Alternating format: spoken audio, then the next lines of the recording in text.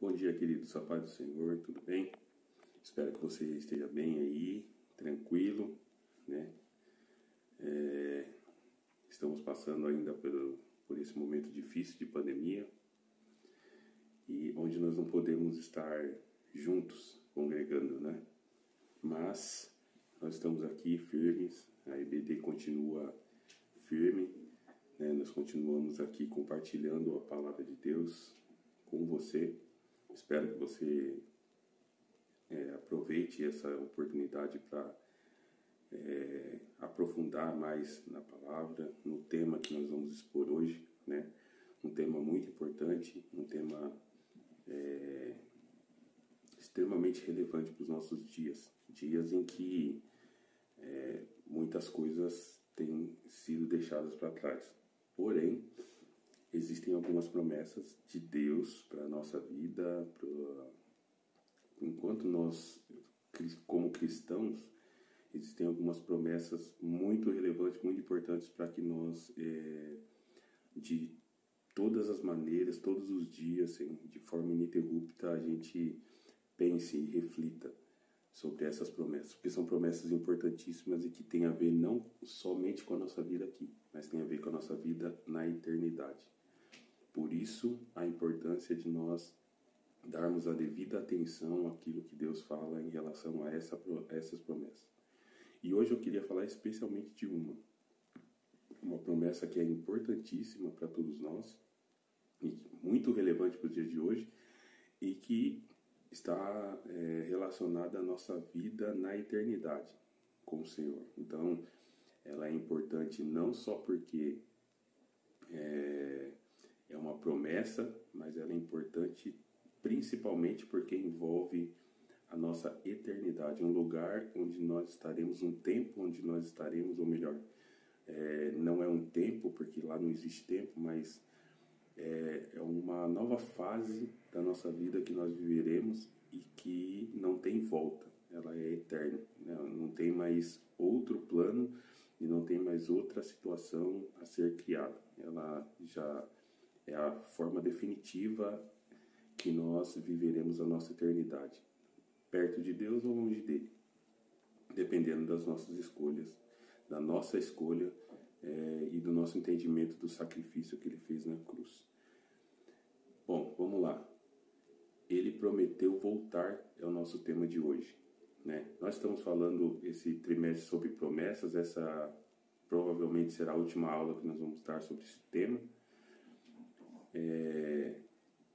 Eu não sei se nós vamos finalizar, nós temos uma última aula depois dessa, com o tema promessa de vida eterna, né? Eu não sei se nós vamos conseguir passar esse tema, porque nós estamos começando um novo trimestre e está chegando uma nova revista, né? E essa revista nova que está chegando, ela vai falar sobre arrebatamento da igreja. Então tem alguns temas bem interessantes lá, que nós vamos explanar no próximo trimestre. E está relacionado a esse último tema nosso, que basicamente está falando, olha, ele prometeu voltar. Prometeu voltar quer dizer que em algum momento ele foi, não é? Se ele vai voltar, quer dizer que ele já esteve aqui, né? E ele se foi para algum lugar. E nós precisamos crer nisso. Primeiro, que ele esteve aqui. Ele esteve entre nós, né? E o Evangelho de João, no capítulo 1, ele vai dizer que ele habitou entre nós, cheio de graça e de verdade, né? Ele se fez homem. A Bíblia diz lá em Filipenses capítulo 2, versículo 5 em diante, que ele se esvaziou, ele deixou a glória dele, ele veio para cá, e ele viveu no nosso meio e ele morreu a nossa morte. Colossenses capítulo 2 vai dizer isso, que o escrito de dívida que era contra nós, né, baseado nas leis humanas, esse escrito ele foi cravado na cruz, né? A Bíblia diz que nesse ato Jesus ele despoja todo o principado, toda a potestade, ele expõe eles publicamente, falando, olha, eu triunfei sobre vocês, e ele triunfou sobre toda potestade, sobre todo principado, e ele cravou a dívida que eu tinha, que você tinha, na cruz do Calvário. E ao cravar essa dívida, ele estava falando: eu paguei o preço, agora vocês foram comprados, né? E Paulo vai dizer que nós somos comprados por um bom preço. E ele vai recomendar: porque vocês foram comprados por um bom preço, glorifiquem a Deus no corpo de vocês. Então esse é o tema que nós vamos tratar hoje. Ele prometeu voltar, ele vai voltar. E se ele vai voltar é porque ele já esteve aqui e ele foi para algum lugar. E nós vamos entender um pouco sobre o que Jesus falou sobre esse tema. O que Jesus falou sobre essa verdade, né? E essa movimentação dele em relação à nossa vida. Amém? Vamos orar, pedir a Deus que nos direcione nesse momento de bate-papo aqui, em nome de Jesus. Deus, em nome de Jesus, nós te agradecemos pelo privilégio de estarmos aqui, frente à Tua Palavra. Nós precisamos da Tua Palavra, ela nos fortalece, ela que nos traz firmeza de fé, ela que nos traz certeza daquilo que o Senhor tem para a nossa vida. Pai, a fé vem pelo ouvir a Tua Palavra, e nessa hora nós estamos com os nossos ouvidos abertos, mas faça com que o nosso entendimento ele seja aberto, Senhor, e que o Teu Espírito Santo revele aos nossos corações a porção que o Senhor quer nos ensinar e trazer para o nosso coração, para a nossa mente, da Tua Palavra. Que essa palavra traga cura, traga libertação, que essa palavra traga, Senhor, força, para que nós possamos viver os Teus sonhos, os Teus planos, os Teus projetos, aquilo que o Senhor tem para cada um de nós. Nós oramos em nome de Jesus e agradecemos, porque sabemos que o Senhor é fiel e que o Teu Espírito Santo, Ele está conosco e nos ensina todas as coisas. Obrigado, Senhor, em nome de Jesus. Amém. Pessoal, é o seguinte, vamos lá. O texto que nós vamos ler aqui, o texto base, está no Evangelho de João, capítulo 14, versículo 10. Então, abra a tua Bíblia, pegue a tua Bíblia, né? Nós estamos na escola bíblica dominical. Essa daqui não é a escola da revista dominical, essa não é a escola do livro dominical, essa não é a escola do pensamento dominical, essa não é a escola do eu acho dominical. Não, essa aqui é a escola bíblica dominical. Então nós vamos permear as nossas ideias, nós vamos formar as nossas ideias na Bíblia, ok? Vamos lá. Olha o que diz o texto aí, Evangelho de João, capítulo 14, versículo 10. E se eu for preparar e vos preparar um lugar, virei outra vez e vos levarei para mim mesmo, para que onde eu estiver, estejais vós também. E se eu for e vos preparar um lugar, eu virei outra vez. Então, aquilo que nós estamos falando no começo da aula, ele já esteve aqui, ele já veio. E agora ele está falando da sua segunda vinda. O que nós precisamos entender disso? É que Jesus, ele vem. Nós estamos falando de promessa esse trimestre, né? Existem inúmeras promessas na palavra de Deus, como nós já falamos anteriormente.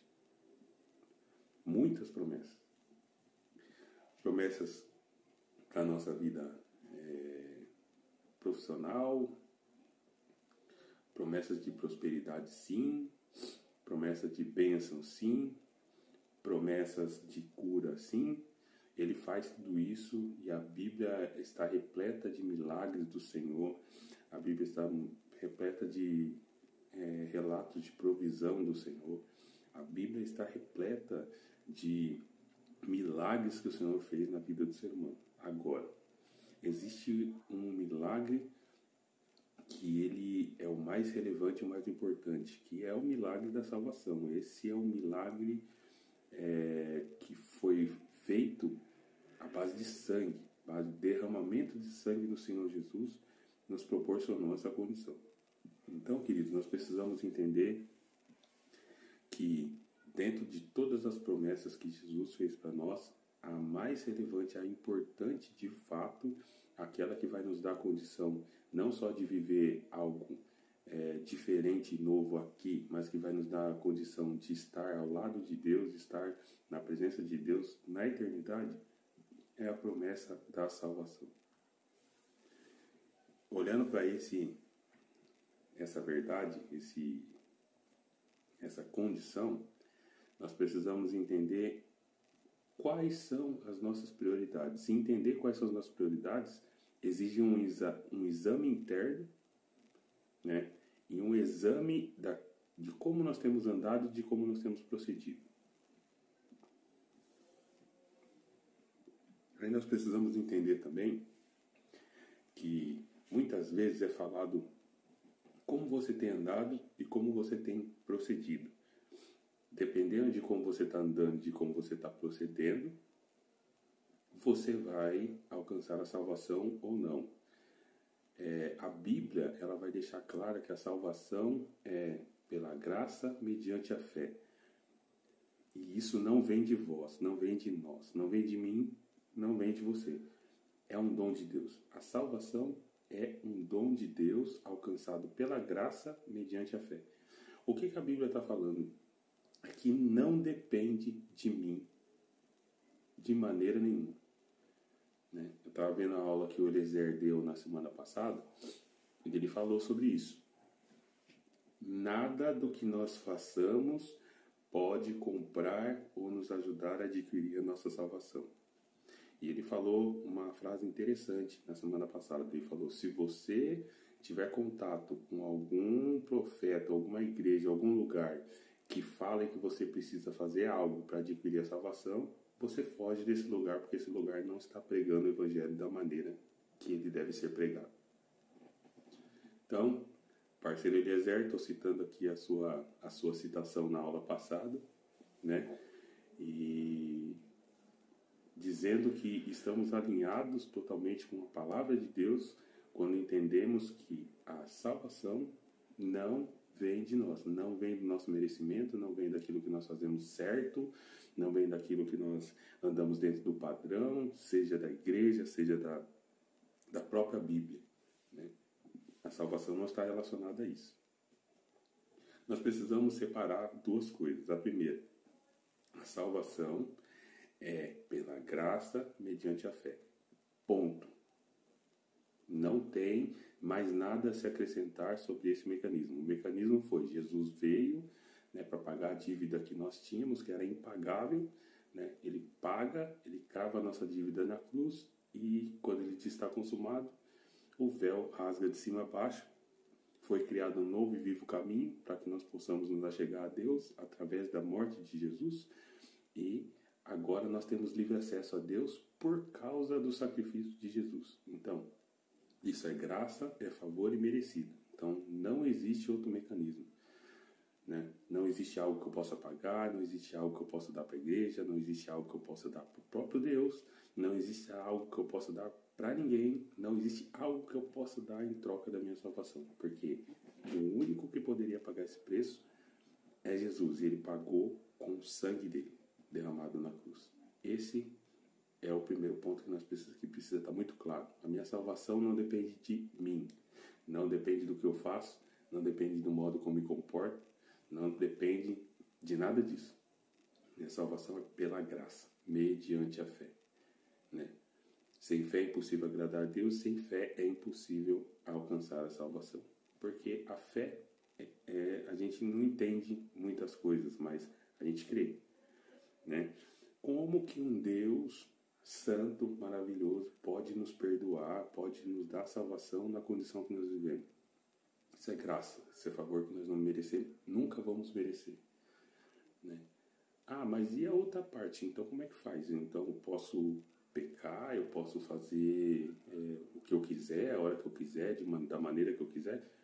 Não, queridos. Nós precisamos entender o que Paulo disse lá em Romanos capítulo 6. Né? Eu gosto muito desse texto, de Romanos capítulo 6, eu sempre cito ele porque é um confronto com a situação que muitos jovens vivem hoje. Muitos jovens usam esse texto, esse pretexto da graça, né? Não entenderam ainda o que é a graça de Deus, eles usam isso para justificar a libertinagem e a vida que vivem. Então, nós precisamos entender que, primeiro,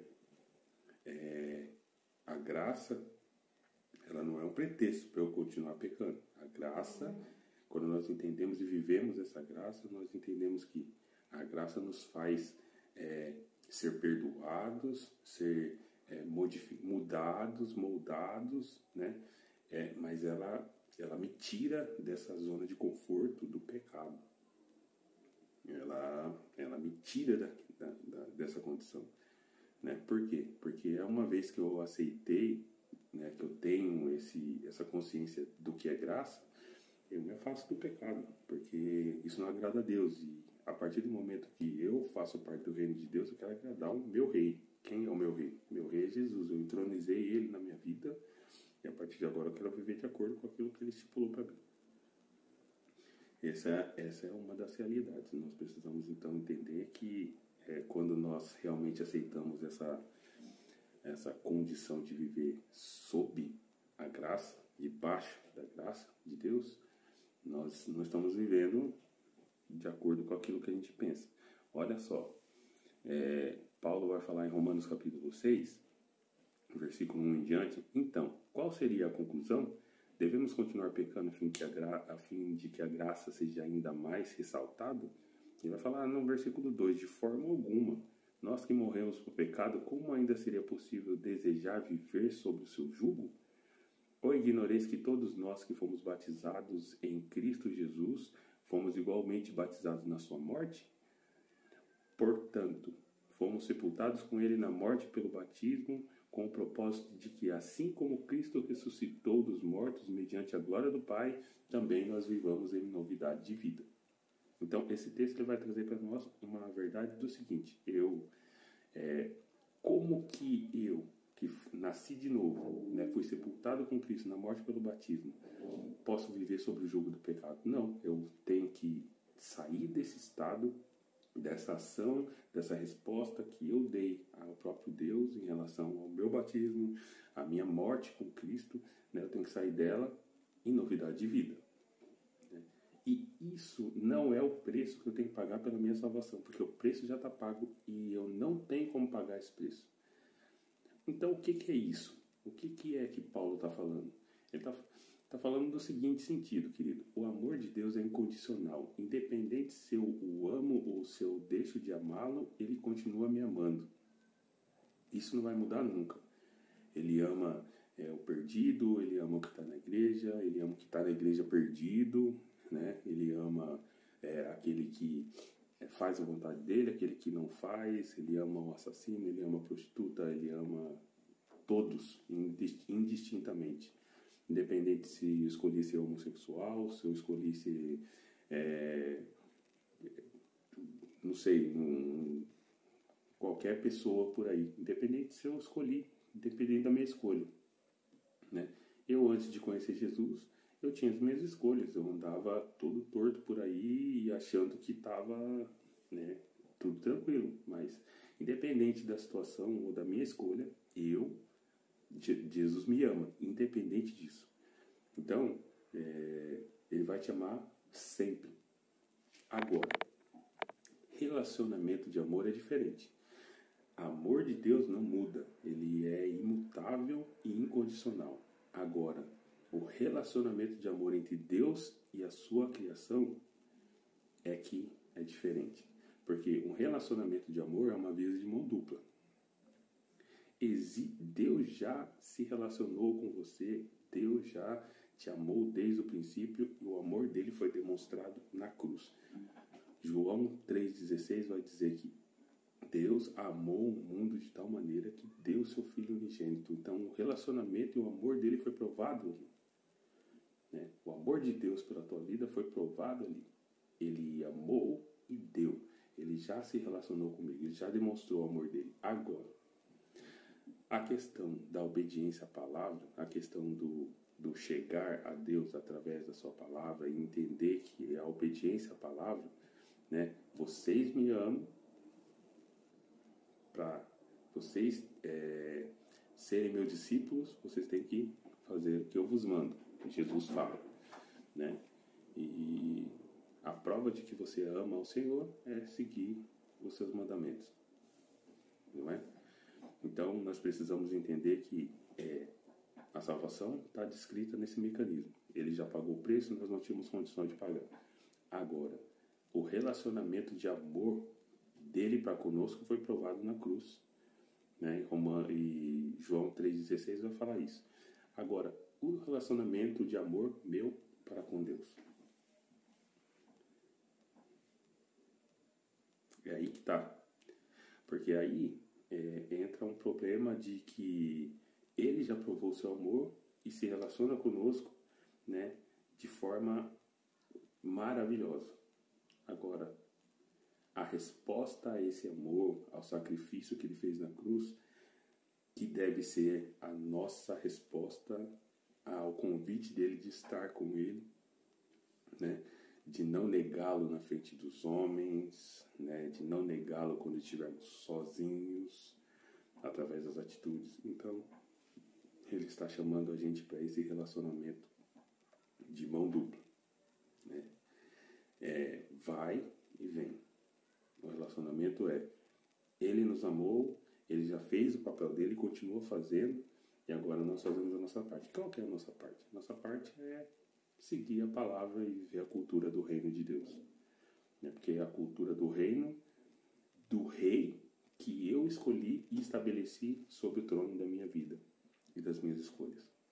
Então, se eu fiz essa escolha, agora eu tenho que viver de acordo com os padrões desse rei. Esse é o relacionamento de amor que ele espera de cada um de nós e que nós precisamos regar e cultivar, né? Então, não tem nada a ver isso com a salvação. Nós precisamos deixar esse assunto muito bem distinto. Minha salvação foi conquistada na cruz, e a partir do momento que eu reconheço aquele sacrifício, eu confesso ele como meu Senhor e Salvador, e eu estou salvo na pessoa bendita do meu Senhor e Salvador Jesus Cristo. Eu creio que ele é o Filho de Deus. Eu creio que ele ressuscitou dentre os mortos. Eu confesso ele como meu Senhor e Salvador. Eu estou salvo. Agora, o relacionamento de amor que está separado desse mecanismo, mas não separado de forma a salvação é uma coisa, não, a resposta que eu dou para esse amor, entendendo o que ele fez, é seguir os seus mandamentos e viver a sua palavra. Bom, separado essas duas coisas, nós precisamos seguir aqui, né? Ele vai voltar. O primeiro ponto que eu queria destacar para cada um de vocês, né, que o arrebatamento ele é uma promessa incondicional. O que quer dizer isso? Ele é uma promessa que vai acontecer independente das condições externas. Condições externas não impedem se realizar. O arrebatamento é uma condição incondicional. É uma promessa incondicional. Vai acontecer. Deixa eu falar uma coisa para você. Não interessa se você acredita. Não interessa se você não acredita. Não interessa o que as outras pessoas falam, o que as outras religiões falam. Não interessa o que os estudiosos, cientistas falam. O arrebatamento da igreja vai acontecer. Ele é iminente. Ele vai acontecer. Independente de ações externas, de pensamentos externos, de estudos externos, por mais inteligente e sábio que a pessoa que desenvolveu um estudo tentando provar a ilegitimidade dessa informação, não interessa. O arrebatamento é uma promessa incondicional. Ele veio, ele foi e ele vem. Isso é um fato, isso não vai mudar. Independente do que acontecer, vindo terremoto, vindo tufão, vindo praga de gafanhoto, não interessa. Tudo está acontecendo de acordo com as Escrituras. E ele vem. Pode vir hoje, pode vir amanhã, pode vir daqui a um mês, pode vir hoje para mim e para você de forma individual, porque daqui 5 minutos, 2 minutos, 1 minuto, eu não sei o que vai acontecer. Posso não terminar essa aula, né? Posso não conseguir terminar essa aula. Isso é possível? É possível, né? Porque nós não temos domínio sobre o minuto seguinte da nossa vida. a única certeza que nós temos, né, é que ele veio, morreu, ressuscitou, foi, né, está sentado à destra de Deus Pai e ele vem arrebatar a sua igreja, a sua noiva. Essa é uma certeza que nós temos e nós não temos como negar a veracidade desses fatos. Olha o que está escrito lá em Mateus capítulo 24, verso 37. Vamos ler Mateus 24, 37.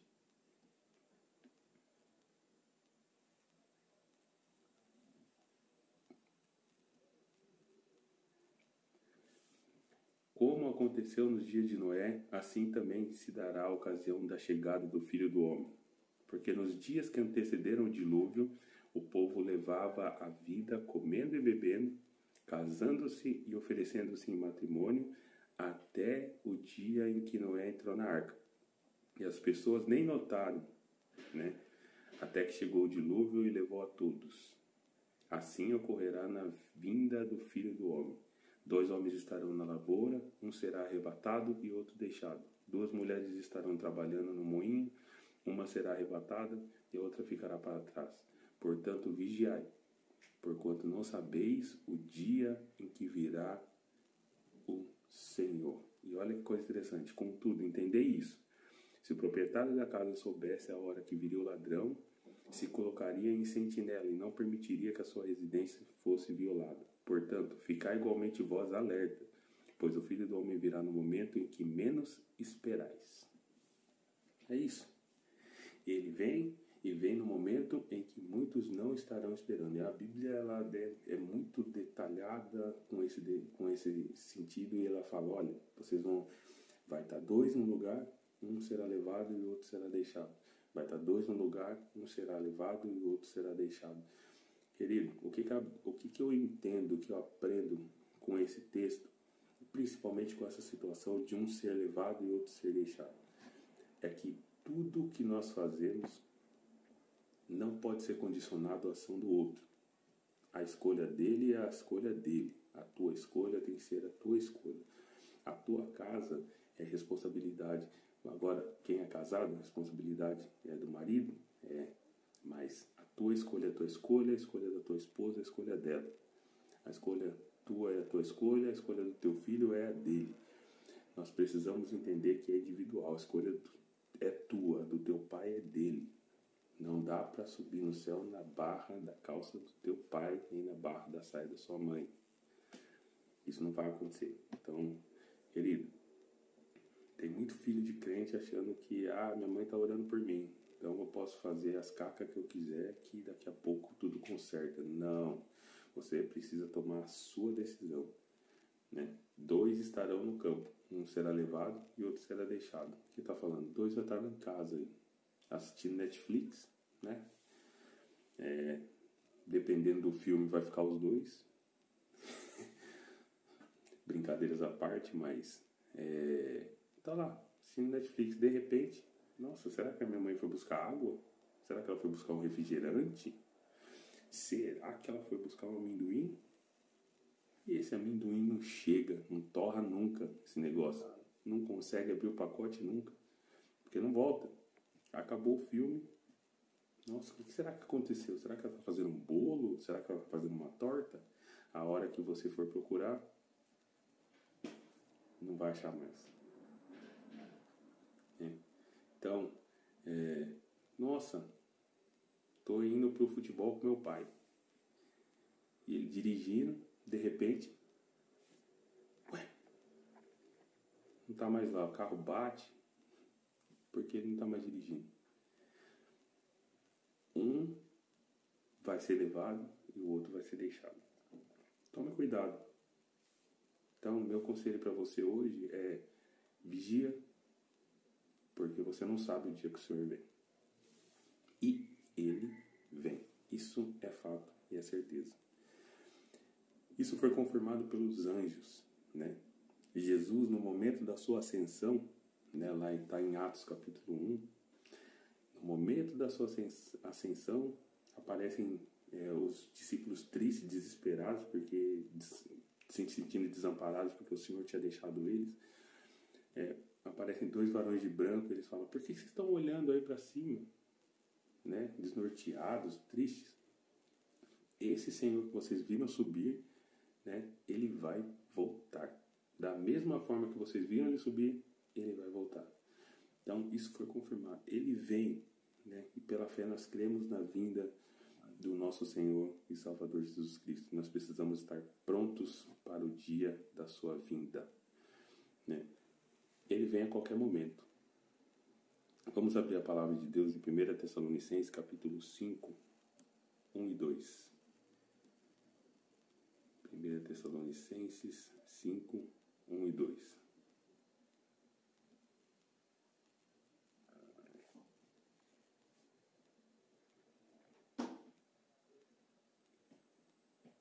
Caros irmãos, em relação aos tempos e épocas, não é necessário que eu vos escreva, pois vós mesmos estáis bem informados de que o dia do Senhor virá como ladrão de noite.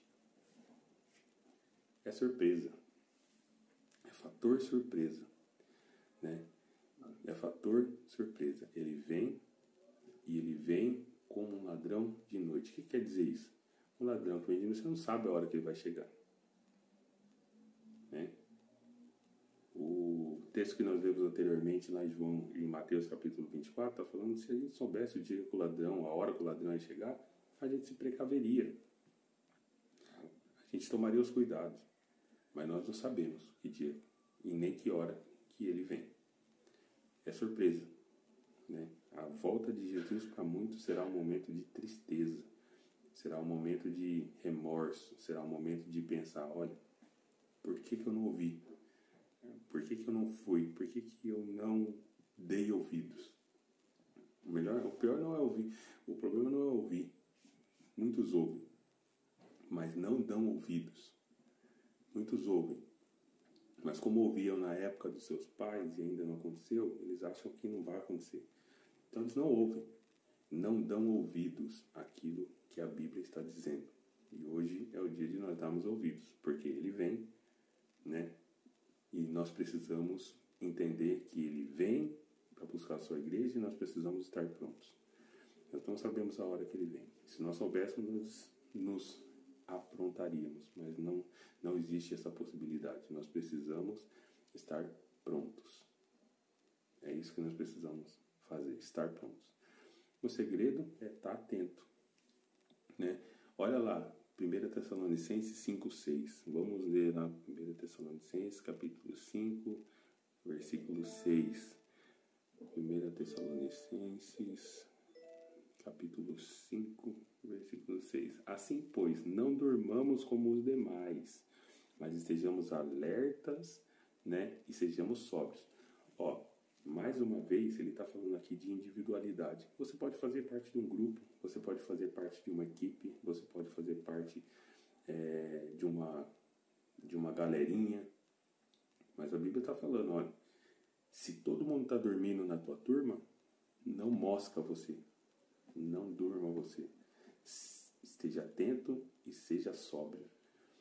Você pode estar no meio de uma galera que ninguém está pensando no arrebatamento, ninguém está pensando no dia do Senhor, mas você pode fazer diferente, né? A Bíblia está falando, ainda que você esteja no meio de um povo que não pensa, não dá importância e não dá ouvidos ao que a palavra está falando sobre o arrebatamento da igreja, você precisa estar atento, você precisa ser sóbrio e você precisa estar vigiando. Então, isso é individual. Eu tô aqui, como ninguém tá, então eu também vou relaxar, eu também vou apagar a luz, eu vou viver no escuro, apalpando as coisas para ver o que dá certo. Não é isso que a palavra de Deus está instruindo. E muitos não estão dando ouvido. Então, ele está falando agora, pois não dormamos como os demais. Não fica moscando como os demais. Não fica zoando como os demais. Não fica dando brecha como os demais. Não, você não. Você não. Você pode estar no meio do pessoal, mas você vai fazer diferente. Então, é a qualquer momento. O segredo é estar atento. O segredo é estar vigiando. A Bíblia também fala que Jesus ele vai dar sinais da sua volta, né? Mateus capítulo 24, verso 3, ele vai falar algumas coisas para nós a respeito disso. Mateus 24, verso 3 em diante, tá ali. Tendo Jesus assentado no Monte das Oliveiras, seus discípulos chegaram até ele e em particular lhe pediram: dize-nos quando acontecerão essas coisas, e qual será o sinal da sua vinda e no final dos tempos e do final dos tempos? Então Jesus nos revelou: cuidado para que ninguém vos seduza ou ninguém vos engane, pois muitos são os que virão em meu nome proclamando: eu sou Cristo, e desencaminharão a muitas pessoas. Vós ouvirei falar de guerras, rumores de guerras, todavia não vos desespereis, porque é preciso que tais coisas ocorram, mas ainda não será o fim. Portanto, nação se levantará contra nação, reino contra reino, haverá fomes, terremotos em vários lugares. Contudo, esses acontecimentos serão apenas como as primeiras dores de um parto. Então, eles vos entregarão para serem afligidos e condenados à morte. Sereis odiados por todas as nações por serem meus seguidores. Nessa época, muitos ficarão escandalizados, trairão uns aos outros e odiarão-se mutuamente. Então, numerosos falsos profetas surgirão e enganarão a muitos. E por causa da multiplicação da maldade, o amor da maioria das pessoas se esfriará. Olha o que ele diz lá no versículo 13. Aquele, porém, que ficar firme até o final, será salvo. Olha a lista de sintomas, de situações que ele coloca aqui para descrever o princípio das dores e o princípio do fim das coisas. Ele fala guerras, rumores de guerras, ódio, né, entre pessoas, né, traições, terremotos, né, as pessoas se odiarão. E um dos principais sintomas é que o amor da maioria das pessoas se esfriaria. Não é de todos, é da maioria. Você decide aonde você vai estar, se na maioria ou na minoria.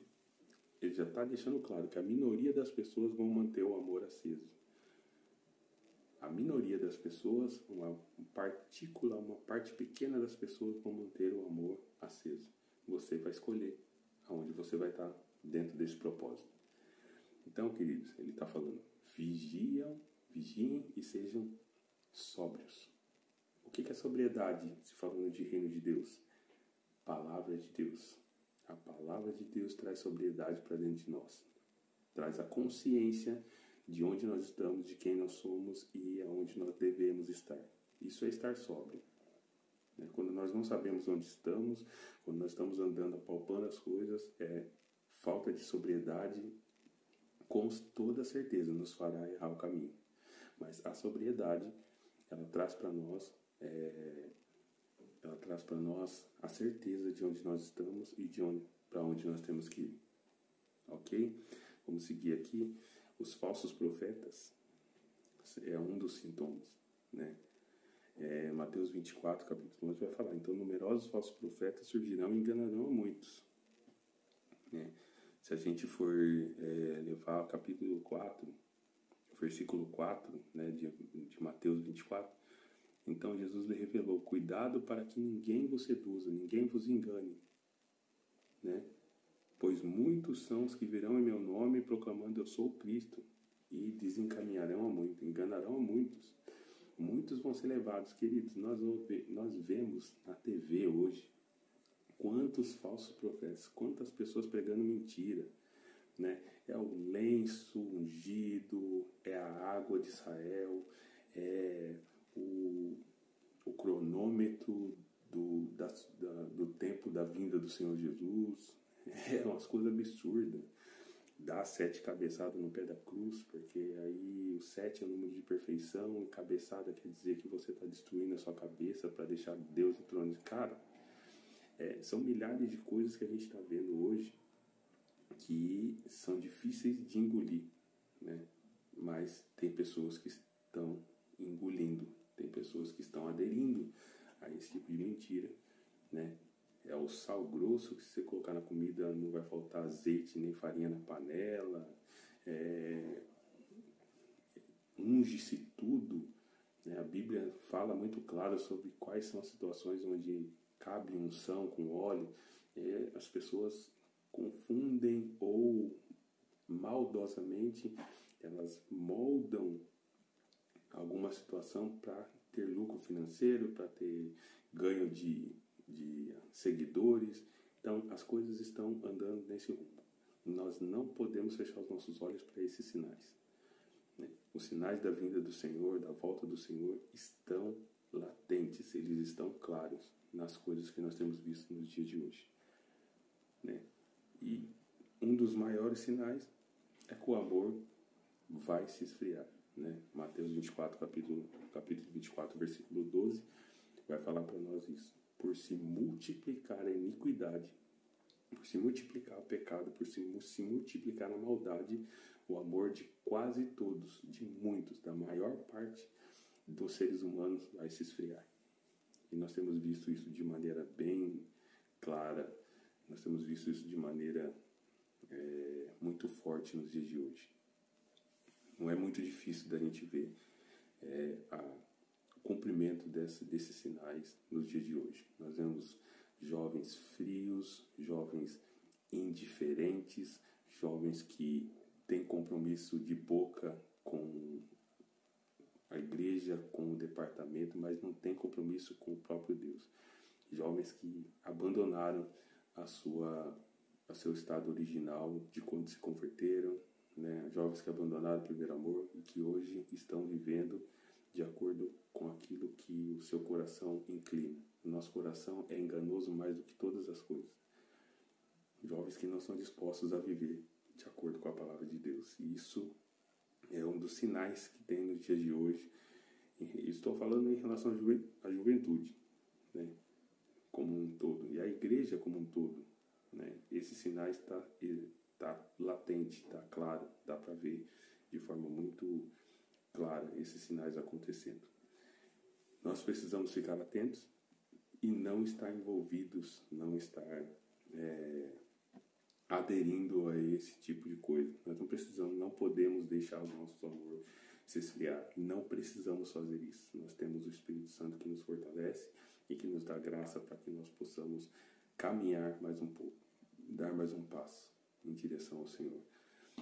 E indo para a conclusão da nossa aula de hoje, nós precisamos entender, nós devemos estar preparados e em processo de santificação. Lembrando que, como dissemos no começo da aula, esse processo de santificação não é o que garante a nossa salvação. Salvação pela graça mediante a fé. Mas esse processo de santificação é um requisito do reino de Deus. A Bíblia diz lá em João, capítulo 3, Jesus falando com Nicodemos: aquele que não nascer da água e do Espírito, aquele que não nascer de novo, não pode entrar no reino dos céus. Então, querido, nós precisamos nascer de novo. Nós precisamos nascer de novo.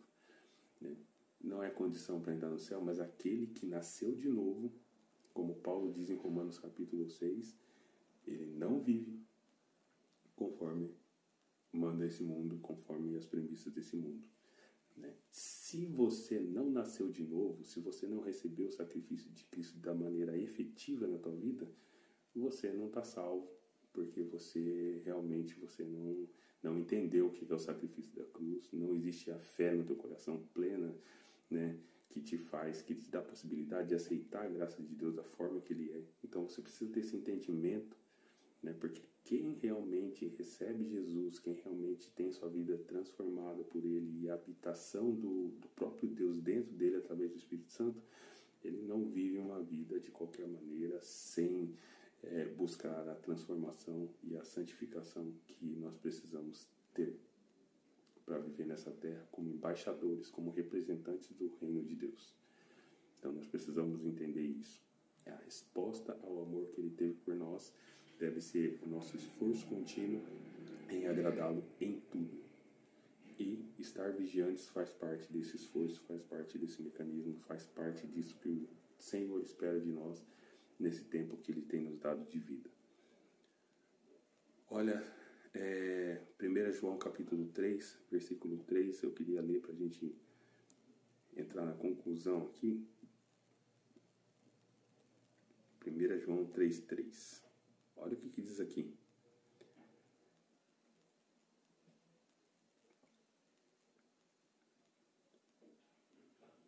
E todo o que tem nele essa plena confiança purifica a si mesmo, assim como Deus é puro.